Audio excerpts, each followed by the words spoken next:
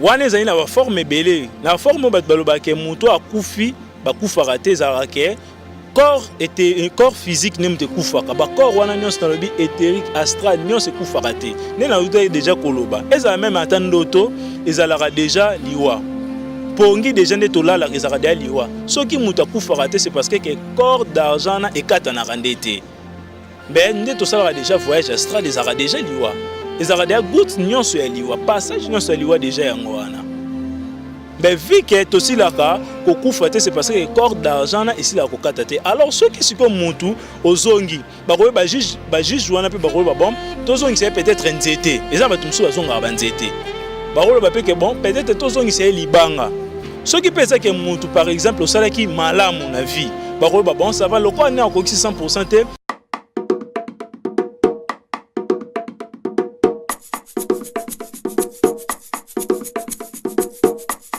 Salut monde entier, salut à tous les internautes qui nous suivent de partout. Merci pour votre fidélité ici donc dans la chaîne, une nouvelle chaîne Noir Noir TV. Et puis suivre une émission intelligente Kellar qui est présentée par votre ami, votre frère Kula Bols. Donc pour vous informer, aujourd'hui, dès maintenant, je fais partie de cette site Noir Noir TV. Et je dis un grand merci à toute l'équipe technique de Noir Noir TV. Là derrière la caméra, je remercie les cordons Sabé. Et je remercie donc Maître Noir Avatar, le mystérieux. Et je dis un grand merci à Karbala, le Moualim Karbala. Pourquoi pas dire un grand merci à Père Alomi. Pourquoi pas un grand merci aussi à Jocelyne Ikwa Kodamboka. Donc je vous dis un grand merci. Nous sommes aujourd'hui dans la commune de Kinshasa. Nous avons jugé bon de recevoir aujourd'hui pour vous un homme mystérieux, un homme spirituel. Il a voulu vraiment nous parler du mystère de la mort, j'allais dire, mystère de la mort. Après la mort, nous allons où? Ou avant la mort, qu'est-ce qui nous attend? Donc là directement, je passe le micro à mon invité. Bonjour maître. Oui, bonjour papa journaliste. Bonne santé. Oui, madame. Nalinga vato banda, omi présenté. Nalinga tengana présenté o batubaye ba donc maître Azanani, alinga salanini, palinga lobelanini. Oui, nazali maître spirituel de la magie divine. Magie divine ezali magie oyo mystère ezali ebombi caché à Nzambe, topé na ba doctrine na nyonso et puis kombo na ezali maître Chika. Maître Chika, la magie divine, la magie divine tozo kanine parce qu'on connaît juste kaka magie. Parce que magie divine wana tozo kanganine. Oui, batubele bazala kaso bayoki kombo ya magie okomona balobi alobi magie ce kaza magicien. Donc magie elingi koloba juste connaissance. Toromona même na passage ya Yoshua machi ya faussement appelé Jésus-Christ avant si la ko bimana kati ya nzoto ya mama na ye ou azalaki Marie. Basile ko yebisa biso ke y avait 3 mages au basile kolanda étoile wana pona ete basila ko pakola e mafuta. Donc cela veut dire que ngai pe nazali moko ya ba mage na kati ya mokili o mbekasi na kati ya magie satanique te nazali na kati ya magie divine. Magie divine ici kozala bonganga ya Nzambe. O batu basila ko benga bonganga ya Nzambe ngai na sili kozala nganga ya Nzambe. Mais est-ce que bato batretaka magie comme sorcellerie, bato batretaka magie comme eloko oye bomaka par là yo sko pona ko limbolela bato malamu etake nganga Nzambe olingolo bana biso nini bato bazwaka magie lokwa bondoki. Oui, magie ya bondoki ezali premièrement bato belé fo bayeba tozali na plusieurs sortes de magie mais tokolo ba sous 5 sortes ya magie. Tozali na magie noire, magie blanc, magie vert, magie rouge na magie brite. Ba magie wana nyonso ezali nango kaka image ya diable. Magie o esika bonganga Nzambe sili ko fanda basili ko benga yango magie divine. Ezana na bato ba pratikaka magie blanc dans les façons que ba kanisaka le roi kuna Satan zalite wana sili ko zala ombre ya diable. Nzambe azala na kati ya magie blanche. Magie noire nde sili ko zala esika Satan tue rigueur na ye. Mais lelo peut-être ezali sujet lelo tembe à la prochaine de na ko décortiquer ba magie na nyonso. Mais Nzamba sili ko zala na magie esili ko zala ya bonganga na ye o ba prophète nyonso basila ko pratiquer esili ko zala la magie divine. Na kati ya magie divine tozala na religion te. C'est parce que Dieu n'a pas de religion. La religion sili ko zala mouvement o biso ba y mettre créer yango pour na remema moto vers le haut. Merci beaucoup maître. Toi tu as même mon sujet na biso donc ça be mota lamba image car ndenge zo lamba wana maître la mort étant que un homme très spirituel ndenge na yebi la mort tout le temps on a classe que non les étapes de la vie. Maintenant na ndenge na bino ya spiritualité, la mort c'est quoi? Bon, premièrement, na sepeli mingi na question na koyi koloba boye. Na ebandeli mutu azalaki déjà kufa. Tango Nzambe asili kotinda ba ange basila koya kozwa argile, basila ko dessiner ekeko po ba yo tia yango souffle. Ekeko wana ezalaki nango déjà kufa. Yango wana nde basili ko benga mort. Donc mutu azalaki ne déjà kufa. Nzambe nde asili ko souffler na kati ya mutu pe asili ko pesa mutu o basili ko benga souffle. Nde sala ki mutu asila ko tambola. Mbe vu que ba parents na biso basile ko za liboso lokola Adam asile ko sala déjà erreur. Nzambe alongola kiye na immortel o biso tozaki nango. C'est parce que mutu azaki immortel. Adam ko kufa te, akoka pe ko yokanzala te, akoka pe ko za na misère te. À partir de l'isumu o basala kinde e o sala ke biso to sila ko goûter o basili ko benga mort. Mort wana yango wana ndimu tesali ko frapper biso na kati ya mokili. Alors, soki na ko lobela sujet à mort. Mort ezali eloko moko o esimba kaka nzoto na biso babengi nzoto physique. C'est parce que mutu nyonso sengeli ayeba ke tozaka na 7 corps.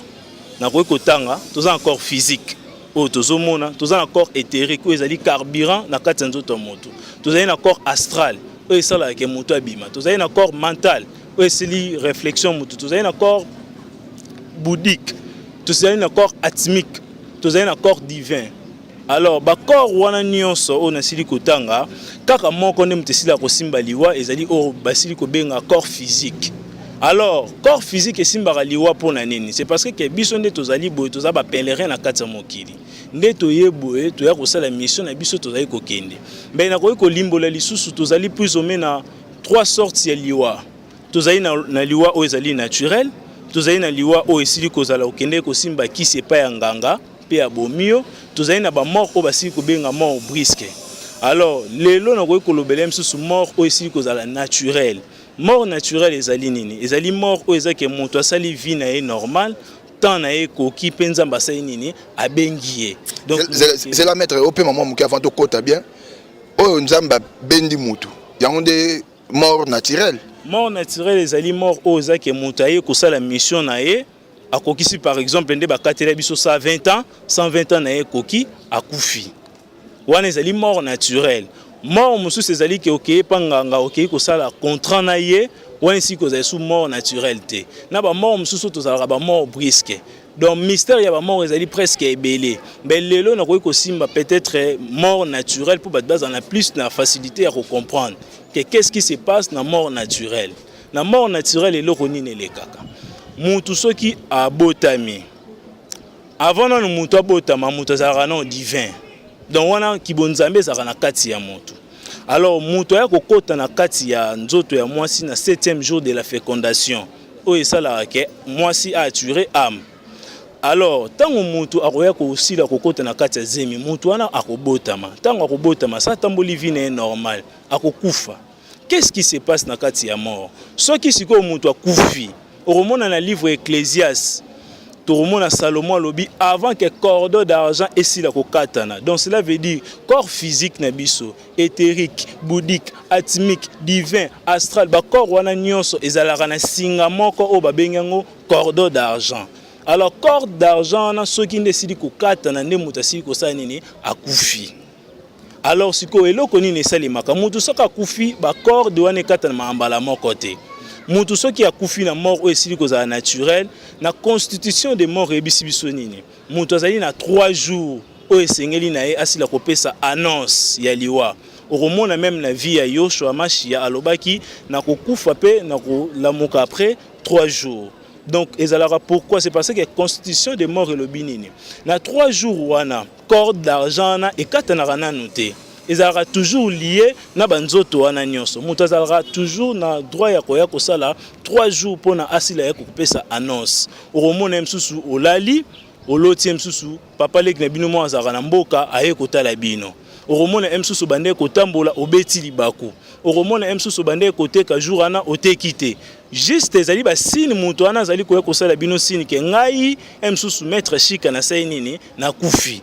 donc moto azalaka na 3 jours oyo esengelaka na moto aya kopesa annonce soki 3 jours ya annonce wana esili koleka okomona même na vie même ya Yoshua Mashia abande kobimela badisciple na ye na différentes places pendant 3 jours azalaki na kati ya tombe.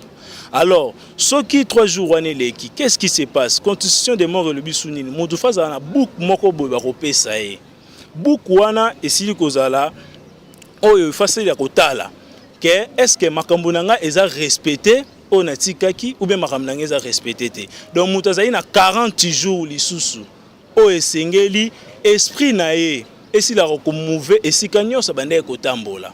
Par exemple, ndo mona rake msusu beaucoup fela kindeko moko boye o le kanandenga doucement bo omoni image na ye. Okoze msusu la libo omoni aye ko joyo okomona msusu la libo aye ko pesio annonce. Donc mutazala na 40 jours o esengeli ba pesa e kaye na ye asila kotala testament na ye asila kotala est-ce que songolo pakala a respecter makambo ngala bande koloba. Est-ce que makambo ngala esengeli esalema esalemite. Maître Zéa. Et bon, ce que je dis avant, je suis à 3 jours. Et bon, je suis abimagi na idée wana tetoninte accident mo rezuye mbala mo tiki biso. Wana sikoto benga ngoni. Bon, wana pe ekoyi kozala ke tant na esengela iki akufa ba mort ya bongo. Ba mort ezali na ba forme belé. Toromona même ata Eli, oromona forme nini ya kufaki. C'est parce que Eli wana ka Jean-Baptiste sila kozonga, omona ba Jean-Baptiste esengela ni bakata ki mutu, bazaki prophète ya Nzambe. Yoshua Mashia kufaki ndeni ba sorti ya baliwe ezali ba forme belé. Ben on azali kolobele ezali nini ezali mort naturelle. Donc pendant 40 jours wana erosenga na mutu atala kaye na atala nini oyo batu ba respecter. Soki 40 jours wana sili kokoka. Asili kotala nini batu ba respecter na nini o batu ba respecter te. Ange de la mort akoya. Souvent ange de la mort forme na ezalaka asimbaka mbeli to asimbaka épée moko boye. Alors ange de la mort tango akoya na kati ya tombe na yo. Po na tawana esprit na yo ko kaka te esprit na ezala se tamboli ata bakunda ki obie bakunda ki ote erondo zonga esika corps na yo ezali. Alors ange de la mort akoya. Tant ange de la mort akoya, première chose à kosala nini? Arozwa épée wana po batebele ba yeba symbole ya épée na te. Épée na ayaka po akata cordon d'argent. Tant akoya akokata yango physiquement colonne vertébrale na biso et salaka nini ekabwanaka après 40 jours. Donc colonne vertébrale na biso monaka ekokatana mutu ekokatana. Donc ange de la mort ana kosala nini akobeta épée wana pe ekosila nini ekosila kokatana. Et puis tango ekosila kokatana eloko nini ko s'est passé ekozala na 4 archanges bakoya o basi ko benga ba ange gardien 4 anges gardiens na 4 démons gardiens o bakosila koya tango bakoya wana bakosila ko memayo na voyage astral ba memayo na astral inférieur ezaka nini batebele bakanisa ngo lokola lifelo o babengi emsus na séjour des morts astral inférieur tango memayo na astral inférieur wana okobanda ko subir mabe nyonso oyo osila kosala x7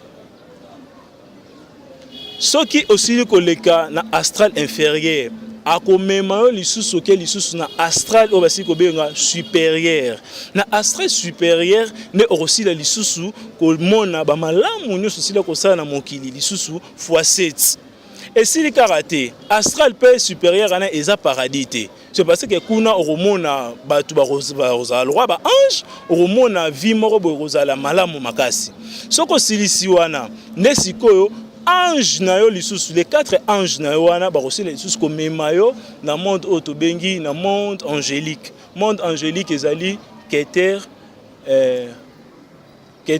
Hokma Bina bakomema wana bina wana ba o basila kufanda wana esili kozala ba le 24 veillards toromona na passage mombo na Bible ebisi biso 24 veillards bafandi na ba livre na bango 24 veillards bafandi na ba couronne na bango ba 24 veillards bazali ba magistrat suprême ya paradis. Alors tango bakoya na yo na trône wana aussi to sili ko benga bina okozala juger siko wana c'est parlant de jugement sila akobanda wana ezali kaka na mort o ezali na procédure normale siko maître bon muto ezala reno muto akufi 40 jours pe leki emsu 2 ans 3 ans après akomi ko bimela batu te mutu nyonso ndenga azali bwazaka na fantôme na ye mystère pe ya fantôme ezali ke o ezali ba diable basila kolata elongi ya moto basila kobimela moto moto azali na forme mosusu akoki kobimela yo. Par exemple Yoshua Mashia tomona etonga matériel likolo Eli ayaki kobimela na Moïse mais na temps wana Eli na Moïse pe déjà bakufaki eza mystère mobimba wana moto akoki koyambe na ba forme mosusu esengeli balakisa forme nini oyo moto akoki kozonga na ndenga malamu. Alors tant baromema yo na epa 24 veillard wana bato bele ba importance ya ba 24 veillard te bazali ba magistrat suprême ya lola ou bien ya paradis na monde ya ba ange. Alors les 24 veillard wana ezali na premier ministre o basili kobenga toza na Métatron Raziel toza na Tchadikel. Métatron dans la première sphère, Raziel azali na deuxième sphère et puis na rang ya sphère ya ba trône de tosili kozala na o tosili kobenga Tchadikel. Tchadikel asili kozala premier ministre ou bien magistrat suprême. Siko yete mutu akosila kochao na balance. Bato bele bazala peut-être se ba moni msusu na vision ange moko ou bien ba dessiner archange moko boy asila kozala na balance. Isila kozala Kamael. Kamael nde mutasila kosimba balance wana batebele bakasa le roi Michael izaka Kamael ye mutakoya siko na balance nde siko ba obanda ko juger yo epa ba 24 veillard tant bazo juger bazui malamu batie 10% babanda ko juger mutu deprosile ko kota na kati ya ventre ya mama na yo ndengo banda ko tie misapi ndengo banda ko tungisa ye ndengo banda ko sala ba malaise jugement no ko banda wana. Dans les premiers mais ça absolument les sumo banda ceux qui déjà comme na mokilo et mabena malamu te wana ezali li sumo o ezali terrestre mais auto loba o ezali jugement moko céleste li sumo terrestre bandi tongo mutu abandi ko sala ba acte mais céleste bandi depuis déjà na âme na yo kuna. C'est parce que kuna tongo ba juger ba robenga yo na kombo o papa na mama ba rosila ko pesa ote nzambe ba robenga na kombo o nzamba sile ko benga dans les néants. Tant aux agino d'alinéa bengi pa koto na kati ya matière okoma yime mutu na mutu azaka na kombo na ye mais na ko déchiffrer le mystère wana te pono te na ju ordre ya ko déchiffrer ango na ko déchiffrer ango msu nini à la prochaine donc mutu na mutu azaka na kombo na ye na visage na ye o mutu asila kozala nango normal ba visage o tozala nango ezali ba image ya papa na mama basili ko sala alliance moro bonde sili ko pesa o forme mais mutu azaka déjà na forme o nzambe asila déjà ko créer les mutu nde siko kuna okozwa forme na yo na kombo ya âme na yo o basile ko benga yo tongo zaki dans linéa. Alors siko ba robanda ko compter malamu ba tie 10% mabe ba tie pe 10%. Ceux qui ba moni passage ya vie na yo par exemple bato ba kufara msusu de moins de 120 ans ndo poser une question on a répondre bato ba kufa msusu na moins de 120 ans ou bien msusu bato ba kokisa 120 ans mais tokena na bato ba msusu moins de 120 ans tant ba rocha mabe na malamu na la balance so ekoki 100% te so mabe ekoki 100% oza définitivement okei na enfer so ki pe malamu na ekoki 100% définitivement okei mba moko na paradis.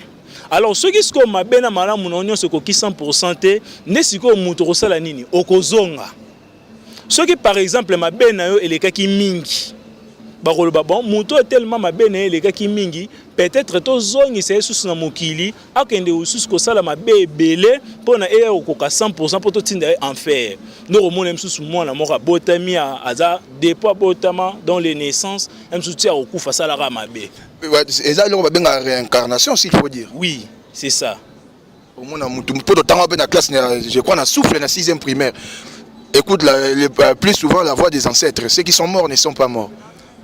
Wana ezali na ba forme belé na forme bat baloba ke muto akufi bakufa raté zarake corps physique nem te kufaka ba corps wana nyonso na lobi éthérique astral nyonso kufa raté ne na uta déjà koloba ezala même atandoto ezala déjà liwa pongi déjà ne tolala ezala déjà liwa soki muto akufa raté c'est parce que corps d'argent na ekata na randete ben nde to sala déjà voyage astral ezala déjà liwa ezala déjà goutte nyonso ya liwa passage nyonso ya liwa déjà yango wana mais vu que tosilaka kokufa te c'est parce que le corps d'argent na esila kokata te. Alors ceux qui siko mutu ozongi bakoye ba juge wana pe bakoye ba bon tozongi c'est peut-être nzete eza bato msu bazonga ba nzete bakoye ba pe que bon peut-être tozongi c'est libanga ceux qui pensent que mutu par exemple au salaki malamu na vie bakoye ba bon ça va le quoi na kokisi 100% te bakozongi sa yo na famille riche botama msu na beauté ya makasi otikala ko souffrir te ti okokisa malamu à 100%.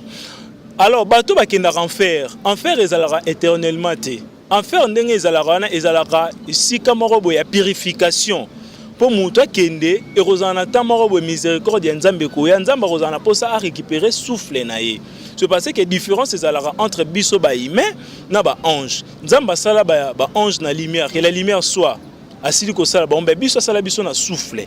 Nzambe azalaka toujours na posa a récupérer âme na ye, a récupérer souffle na ye. Donc ezata bato bakendaka enfer, ezalaka à prison, il y a quelque temps ils ont l'entend de prison ne rosala nene ekosila.